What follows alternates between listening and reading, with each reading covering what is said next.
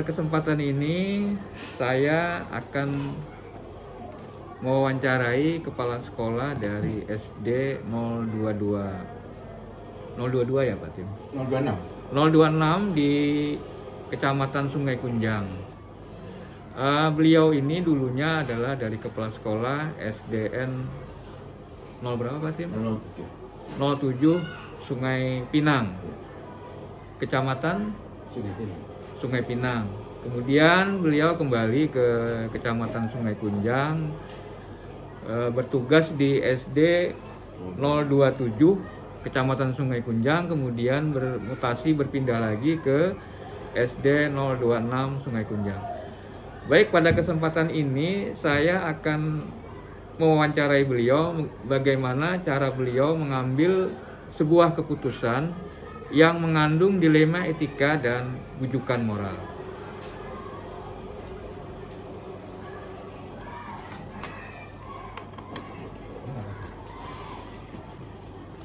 Baik Pak Hatim, sebelumnya saya ucapkan terima kasih atas kesediaan Pak Hatim untuk memberikan waktu kepada saya untuk melakukan wawancara.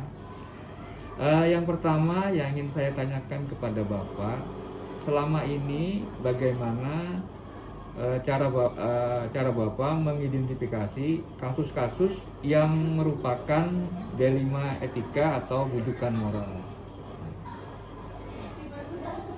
Cara Bapak mengidentifikasi masalah. Oke.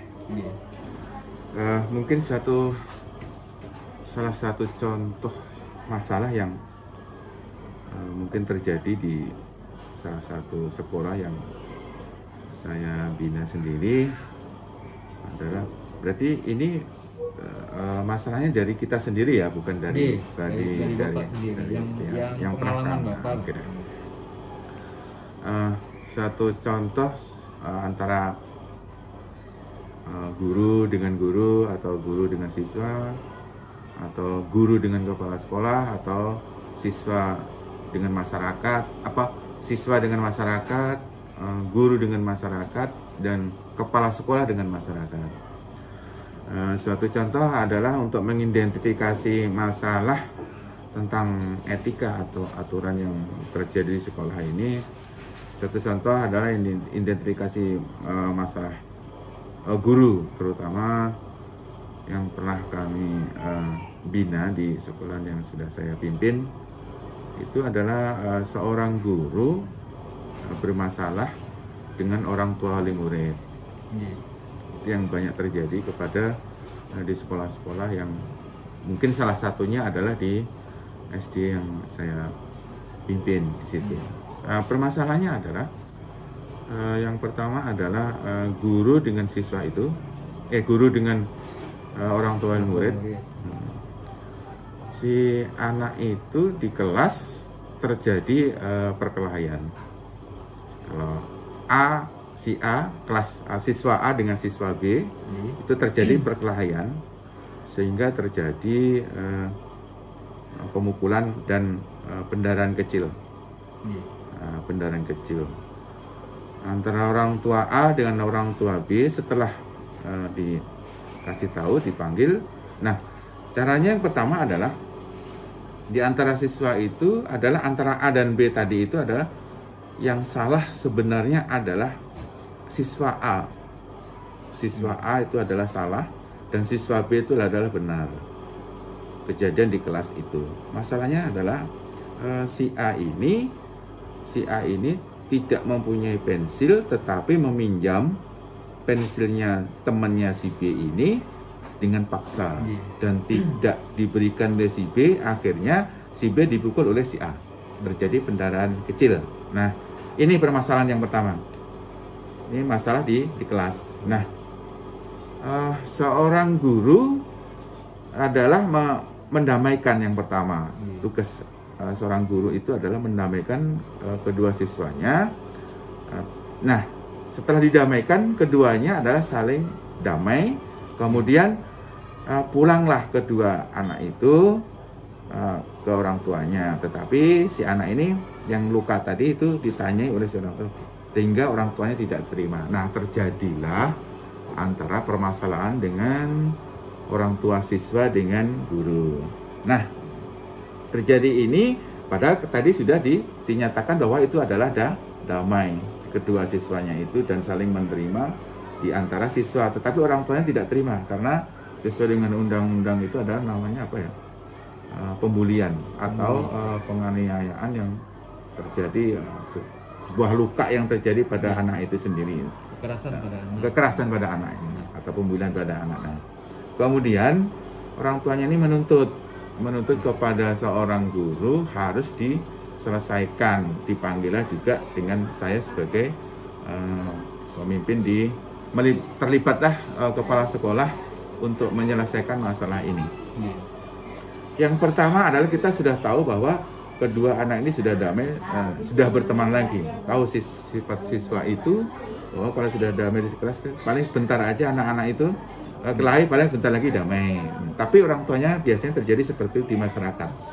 Nah, kemudian apa yang harus kita laksanakan, harus apa yang kita identifikasi masalah itu supaya terjadi antara orang tua ini dengan guru atau guru dengan orang tua atau orang tua dengan orang tua bisa damai, semuanya berjalan dengan baik. Sehingga langkah yang pertama adalah mengidentifikasi masalah tadi sudah selesai. Kedua adalah memanggil kedua orang tua, kemudian kedua-duanya kita panggil di sebuah tempat atau di tempat, kalau di SMP itu BK ya, kalau kita mungkin di kantor lah ya. Nah, kemudian dengan gurunya sekalian untuk menceritakan kejadian-kejadian yang ada di kelas.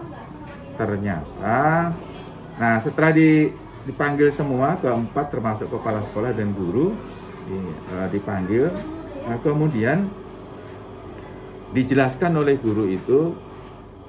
Nah, pada saat menjelaskan itu seharusnya seorang guru dan kita sebagai kepala sekolah menyarankan kepada guru kita, kita harus mencatat masalah yang terjadi atau permasalahan yang ada di kelas. Yang kedua, memanggil dengan surat yang resmi dengan orang tua yang diketahui oleh kepala sekolah. Nah, sementara ini kan mereka adalah yang menangani adalah pertama itu guru saja, tapi orang tua apa kepala sekolah kan tidak tahu setelah terjadi permasalahan besar, sehingga kepala sekolah mau tidak mau sudah terlibat di dalamnya. Terus ada pertanyaan mungkin yang dari ini tadi. Jadi yang ingin saya tanyakan ini sudah tercover dengan jawaban Pak Atim. Jadi saya lanjutkan yang berikutnya. Dari permasalahan yang Pak Atim tangani tadi, hal-hal apa saja yang selama ini merupakan tantangan dalam pengambilan keputusan pada kasus-kasus yang telah Pak Atim sampaikan tadi? Jadi tantangannya adalah tuntutan seorang wali murid kepada guru. Karena dikatakan guru itu adalah, namanya orang tua wali murid itu emosinya tinggi sehingga mengungkapkan kata-kata yang guru tidak becus, mengatasi siswa sehingga terjadi seperti ini, itu pasti itu. Karena tingkat emosi tinggi karena anaknya luka berdarah kecil tadi, pasti terjadi emosi. Nah, tantangan kita adalah bagaimana supaya memulihkan kembali nama guru itu di depan orang tua murid. Itu pasti itu kan direndahkan kita seorang guru, kita seorang pengajar sudah direndahkan di depan satu orang tua murid, sehingga tantangan kita yang pertama adalah memanggil itu tidak di depan umum tetapi di dalam satu ruangan kecil. Kita mungkin 4 atau 4 mata atau 6 mata di dalam ruangan itu menyelesaikan masalah. Bagaimana caranya? Adalah yang pertama adalah untuk memberikan penjelasan kepada orang tua murid yang anaknya itu terjadi pendarahan kecil itu, karena dia merasa benar sehingga dia menuntut terus pada guru, mengatakan guru. Kalau sudah dengan siswa kan pasti sudah meminta maaf dia. Kalau orang tua yang itu pasti minta maaf nih, biarpun anaknya salah tetap minta maaf pada orang yang merasa salah tadi kepada anak atau orang tuanya tadi. Mungkin karena kedua orang tuanya ini pasti sudah terjadi nih permasalahan juga pasti nih. Nah, untuk yang menantang kita itu adalah memulihkan kembali nama baik dari ibu atau bapak guru yang ini tadi. Yang caranya adalah tadi memanggil dengan bijak kedua orang tua itu menjelaskan secara detailnya itu bagaimana. Nah, sehingga yang tidak lupa juga kita juga meminta maaf, jangan lupa kita egonya terlalu tinggi. Mungkin seperti itu. Mungkin.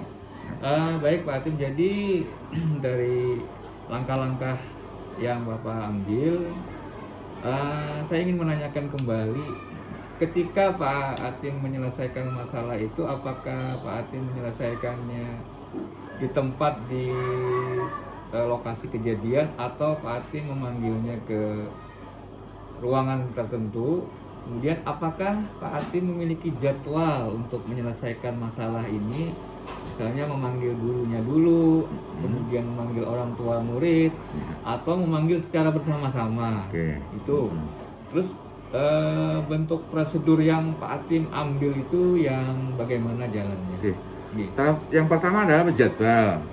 Kita pertama adalah memanggil guru yang bermasalah tadi, kita identifikasi masalahnya itu apa, yang terjadi itu apa pada guru itu, kemudian ditempatkan tempat yang berbeda dari kelas itu. Mungkin di tempat, ya kalau di sekolah itu adalah di kantor kita lah ya kan, secara piece to piece, tempat secara ini. Nah, prosedurnya itu setelah mereka itu terjadwal di tempat yang berbeda, baru kita memanggil dari kedua orang tua tadi untuk menyelesaikan masalah itu.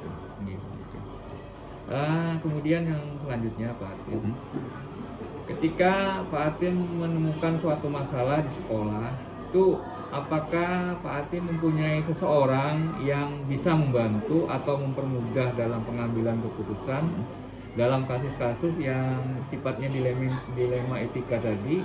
Artinya ada di antara guru atau di luar guru sekolah yang Pak Atim anggap bisa membantu. Ya, jadi kita itu artinya tidak bekerja sendiri sebagai pemimpin itu, karena kita di sekolah itu adalah sebagai tim.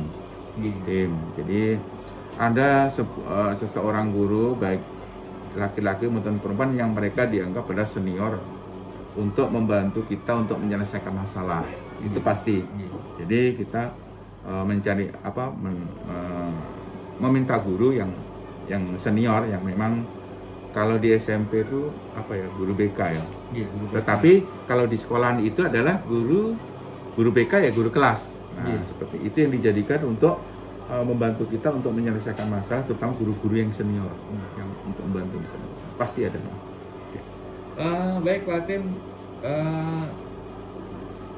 mungkin ini saja yang ingin saya tanyakan dari beberapa poin yang telah Pak Atim sampaikan dan berikan jawaban.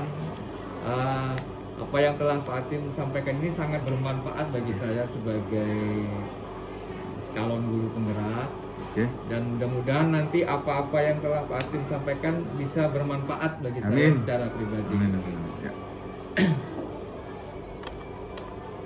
Baik, itu saja wawancara saya dengan Pak Atim Wahyudi SPD MM ya Pak, sebagai kepala sekolah di SD 026 Kecamatan Sungai Kunjang. Saya terima kasih banyak Pak Atim atas kesempatan dan waktu yang telah diberikan untuk bisa mewawancarai beliau sebagai kepala sekolah yang sudah berpengalaman beberapa kali menjabat kepala sekolah di beberapa sekolah. Mungkin itu saja Pak Atim, terima kasih banyak. Saya berada di SD 016 Sungai Kunjang, di tempatnya Bapak Sudarmi SPD MM sebagai kepala sekolah di SD 016 Sungai Kunjang. Nah, beliau ini sudah menjadi kepala sekolah selama 6 tahun. Sebelumnya ditempatkan di SD 001 Sungai Kunjang, kemudian beliau dipercaya kembali menjadi kepala sekolah di SD 016 Kecamatan Sungai Kunjang.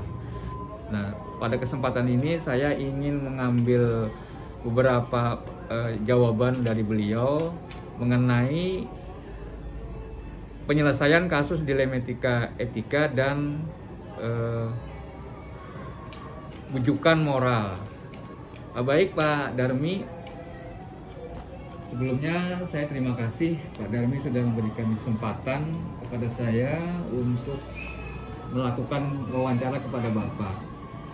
Ada beberapa pertanyaan yang ingin saya tanyakan. Yang pertama, Pak Darmi, selama ini bagaimana Bapak dapat mengidentifikasi kasus-kasus yang mungkin pernah Bapak alami berkenaan selama di sekolah yang merupakan dilematika etika atau bujukan moral? Silakan Pak. Identifikasi ya. Ya. Yang jelas, dan kepala sekolah itu harus menguasai, memang kayak guru juga menguasai kelas, menguasai siswa dalam kelas. Nah, kalau kepala sekolah itu ya harus menguasai semua stakeholder yang ada di sekolah. Ya, berkaitan dengan apa? Dengan karakter, juga dengan sifat ya. Karakter dengan sifat itu suatu hal yang berbeda. Nah, karakter orang kan macam-macam, sifat orang macam-macam. Jadi tidak menutup kemungkinan guru itu melakukan sebuah kesalahan. Kesalahan itu bisa disengaja, dia tuh ngerti kalau yang dilakukan itu salah. Ada juga yang tidak ngerti, dia bahwa dia tuh sebenarnya sudah melakukan kesalahan, yaitu dari hasil pengamatan, ya kan, dari hasil pengamatan keseharian, kinerja, sikap, perilaku pegawai itu sendiri. Atau juga tidak menutup kemungkinan kepala sekolah itu mendapatkan info dari stakeholder yang lain yang ada di sekolah itu. Nah, anggaplah ada yang melapor begitu ya, ada yang melapor. Jadi ya orang yang melapor tadi, kalau bagi saya terima kasih. Karena ada masalah yang sebelumnya saya tidak tahu. Karena ada orang yang melapor, saya jadi tahu. Sehingga masalah itu tidak berlarut-larut. Kepala sekolah harus segera mengambil sebuah sikap, sebuah tindakan real ya, untuk menyelesaikan masalah yang dilakukan oleh pegawai tadi. Tentunya kita harus bijak dalam menyelesaikan itu. Jangan sampai ibarat kita ini mau nangkap ikan, ya kan? Tapi malah menimbulkan kekeruhan, menimbulkan kegaduhan. Jadi kita harus bersikap hati-hati, penuh dewasaan, penuh kebijaksanaan. Nah, saya juga tidak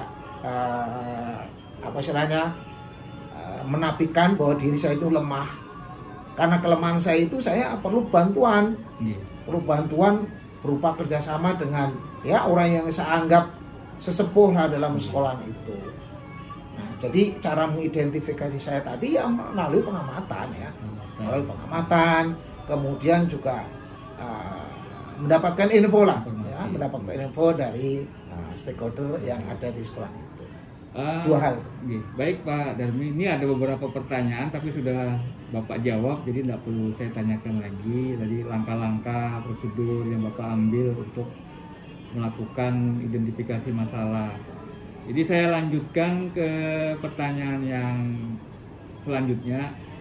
Dari beberapa masalah ataupun kasus yang Pak Darmi alami di sekolah, itu tantangan apa yang menurut Bapak yang dapat mengambil keputusan kepada kasus-kasus yang terjadi tadi? Jadi tantangannya Pak yang dimaksud ini. Tantangannya itu banyak ya. Dan tidak sedikit yang tantangan itu berat. Ya, berat.